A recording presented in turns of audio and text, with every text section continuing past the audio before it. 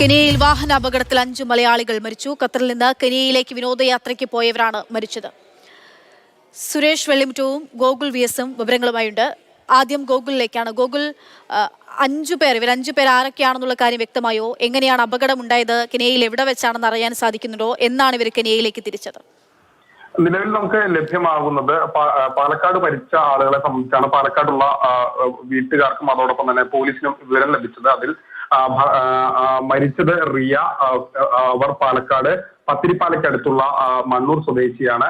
റിയ, ഡൈറ എന്നീ 2 പേരാണ് മരിച്ചത്. റിയയുടെ മകളാണ് ഡൈറ. ഭർത്താവ് ജോയൽ, മകൻ ട്രാവിസ് എന്നിവർക്ക് പരിക്കേറ്റ് അവർ കെനിയയിൽ തന്നെ ചികിത്സയിലാണ്. വീട്ടുകാർക്ക് ലഭ്യമായ വിവരം, കഴിഞ്ഞ ദിവസമാണ് ഈ അപകടം ഉണ്ടായത്. ഇവർ 5-ാം തീയതി ഖത്തറിൽ നിന്നാണ് ഈ യാത്രയ്ക്കായി പോയത്. ഇവർ ജോയൽ ഖത്തറിൽ ഒരു ട്രാവൽ ഏജൻസി നടത്തുകയാണ്. അങ്ങനെ ഒരു ഗ്രൂപ്പ് ടൂർ എന്നുള്ള രീതിയിലാണ് കെനിയയിലേക്ക് പോയത്. ഇവർ സ്ഥലങ്ങൾ കണ്ടു കഴിഞ്ഞ് തിരിച്ച് താമസ സ്ഥലത്തേക്ക് വരുന്നതിനിടയിൽ ശക്തമായ മഴയുണ്ടായിരുന്നു. ഈ മഴയിൽ ബസിന്റെ നിയന്ത്രണം നഷ്ടമാവുകയും ബസ് മറിയുകയുമായിരുന്നു. അങ്ങനെയാണ് ബസ്സിലുണ്ടായിരുന്നവർക്ക് പരിക്ക് പറ്റിയത്. സ്വാഭാവികമായും കൂടുതൽ മലയാളികൾ ഈ വാഹനത്തിൽ ഉണ്ടായിരുന്ന കാരണം ജോയൽ ആയിരുന്നു ഈ ഒരു ടൂർ ഓപ്പറേറ്റർ അല്ലെങ്കിൽ ടൂർ കോർഡിനേറ്ററായി പ്രവർത്തിച്ചിരുന്നത്. അങ്ങനെ ഇവർ പോകുന്നതിനിടയിൽ ഈ സ്ഥലങ്ങൾ കണ്ടു കഴിഞ്ഞ് തിരികെ താമസ സ്ഥലത്തേക്ക് വരുന്നതിനിടയിലാണ് ശക്തമായ മഴ ഉണ്ടാവുകയും നിയന്ത്രണം തെറ്റി വാഹനം മറിയുകയും ചെയ്ത് പല കുറി തലകീഴായി ബസ് മറിഞ്ഞു എന്നുള്ള വിവരമാണ് വീട്ടുകാർക്ക് ലഭ്യമായത്. അതിലാണ് റിയ, 41 വയസ്സ്, അതോടൊപ്പം തന്നെ മകൾ ഡൈറയും മരിച്ചത്. ഭർത്താവ് ജോയൽ, മകൻ ട്രാവിസ് എന്നിവർ പരിക്കുകളോടെ കെനിയയിൽ ചികിത്സയിലാണെന്നുള്ള വിവരവും ഇവിടുത്തെ വീട്ടുകാർക്ക് ലഭിച്ചു. അതേസമയം തന്നെ പലതരത്തിലുള്ള റിപ്പോർട്ടുകൾ വരുന്നുണ്ട്. മരിച്ചവരിൽ 5 പേർ മലയാളികളാണെന്നുള്ള വിവരങ്ങൾ കൂടി നമുക്ക് ലഭ്യമാകുന്നുണ്ട്. അത് സംബന്ധിച്ചുള്ള കൂടുതൽ കാര്യങ്ങൾ ഇവിടെ പാലക്കാട് ഉള്ള ബന്ധുക്കൾക്കോ അല്ലെങ്കിൽ പോലീസുകാർക്കോ അറിയില്ല. അത് മറ്റു കുടുംബങ്ങൾ ഏതെല്ലാം ജില്ലകളിലാണോ അവിടേക്കാണ് ആ വിവരങ്ങൾ പോകുന്നതെന്നാണ്. എപ്പോഴാണ് പാലക്കാട് അറിയുന്നത്?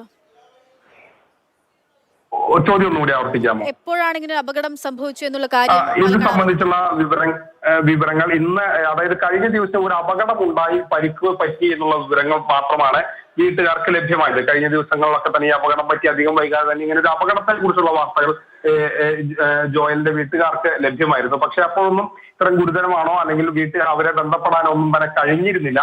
പിന്നീട് ഇന്ന് ഉച്ച കഴിഞ്ഞാണ് ഇതിൽ 2 പേർ, റിയയും ഡൈറയും മരിച്ച വിവരം വീട്ടുകാർ അറിയുന്നത്. വളരെ ദുഃഖകരമായ ഒരു വാർത്ത അപ്പോഴാണ് ഇവർ അറിയുന്നത്.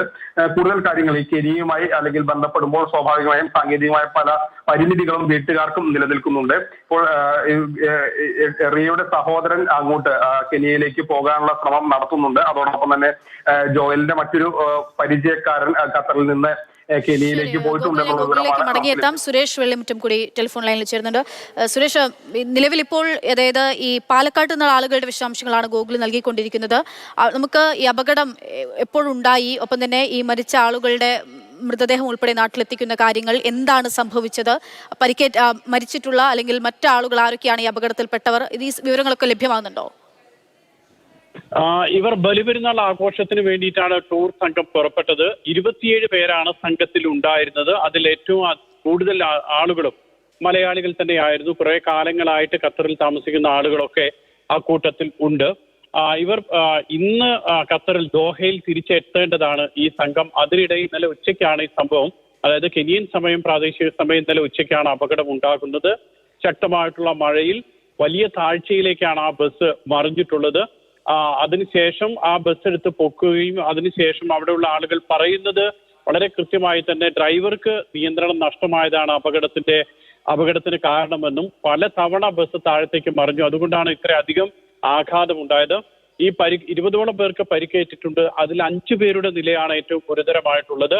അവര് ഈ അപകട സ്ഥലത്ത് അടുത്ത ആശുപത്രികൾ ഇല്ല.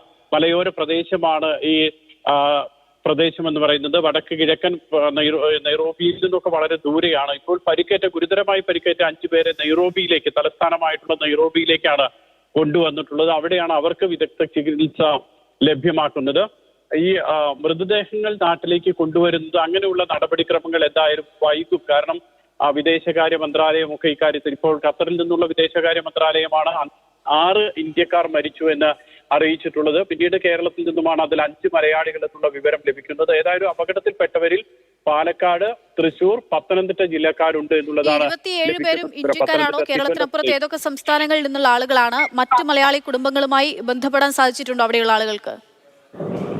ഇപ്പോഴത്തെ സാഹചര്യത്തിൽ ഇവിടെയുള്ള ആളുകൾക്ക് അങ്ങനെ ഈ അപകടത്തിൽപ്പെട്ടവരുമായി സംസാരിക്കാൻ കഴിഞ്ഞിട്ടുണ്ട്. പക്ഷേ എത്ര പേർ ഏതൊക്കെ പ്രദേശങ്ങളിൽ നിന്നുള്ളത് വ്യക്തമല്ല. കാരണം ഒരു ട്രാവൽ ഏജൻസിയാണ് ഇത് കോർഡിനേറ്റ് ചെയ്തത്. ആ ട്രാവൽ ഏജൻസിയിൽ പെട്ടിട്ടുള്ള അതിന്റെ ഉടമ, മകൻ, ഭാര്യ, മകൾ ഒക്കെ തന്നെ അപകടത്തിൽപ്പെട്ടിട്ടുണ്ട്. അതുകൊണ്ട് തന്നെ ആ ട്രാവൽ ഏജൻസിയിൽ നിന്ന് ലിസ്റ്റ് ലഭിക്കേണ്ടതുണ്ട്. ആരൊക്കെയാണ് യാത്രാ സംഘത്തിൽ ഉണ്ടായിരുന്നത് എന്നതടക്കമുള്ള വിവരങ്ങൾ ഇനി ലഭിക്കേണ്ടതുണ്ട്.